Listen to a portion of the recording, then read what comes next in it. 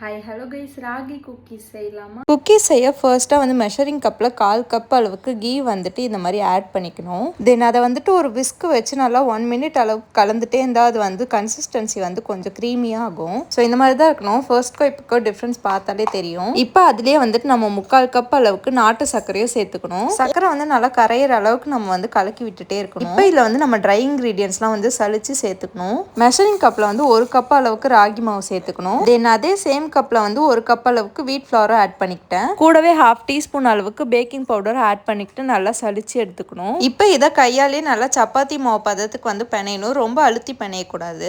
ரொம்ப ட்ரையாக இருக்க மாதிரி ஃபீல் ஆச்சுன்னா 1/4 கப் பாலும் எடுத்து பிணைஞ்சிக்கலாம். ஃபைனலாக மாவு வந்து இந்த மாதிரி எல்லாமே சேர்ந்து இந்த கன்சிஸ்டன்சியில் இருக்கணும். இப்போ வந்து இதை வந்து ஒரு லட்டு சைஸில் உருண்டை பிடிச்சிட்டு அதை வந்து லைட்டாக ப்ரெஸ் பண்ணி எடுத்துக்கணும். இந்த ப்ராசஸ் நடந்துட்டு இருக்கும் போதே ஓவனை வந்து ப்ரீ ஹீட் பண்ணி வச்சுக்கோங்க. நான் வந்து 180 டிகிரியில் 10 மினிட்ஸ்க்கு ப்ரீ ஹீட் பண்ண வச்சுட்டேன். அவன் வந்து 10 நிமிஷம் ப்ரீ ஹீட் ஆயிடுச்சு. நானும் வந்து அந்த கேப்ல குக்கீஸ் எல்லாமே அழகா செஞ்சு வச்சுட்டேன். இப்போ இதெல்லாம் அலேக்கா தூக்கி உள்ள வைக்க வேண்டிய வேலை தான். குக்கீஸ் இந்த மாதிரி உள்ள பாக்குறப்ப எனக்கு ரொம்பவே ஆர்வமா இருந்தது. ஏன்னா எனக்கு ஓடிஜி யூஸ் பண்ணணுன்றது சின்ன வயசுல இருந்தே ரொம்ப ஆசை. பக்கத்துலயே நின்றுட்டு காத்திருந்து காலங்கள் போனதுன்ற மாதிரி உட்காந்துட்டே இருந்தேன். எனக்கு வந்து இது கம்ப்ளீட்டா பேக் ஆக வந்து 15 மினிட்ஸ் ஆச்சு. குக்கீஸ்லாம் நல்லா பேக் ஆகி பார்க்கவே ரொம்பவே சூப்பரா இருந்துச்சு. கொஞ்ச நேரம் இது அப்படியே ரெஸ்ட் விட்டா நல்லா வந்து கிறிஸ்ப் ஆயிடும். உங்க பேபிஸ்க்கு ஹெல்த்தியான ஃபுட் கொடுக்கணும்னா இதை செஞ்சு கொடுங்க. தேங்க்ஸ் ஃபார் வாட்சிங். பாய்.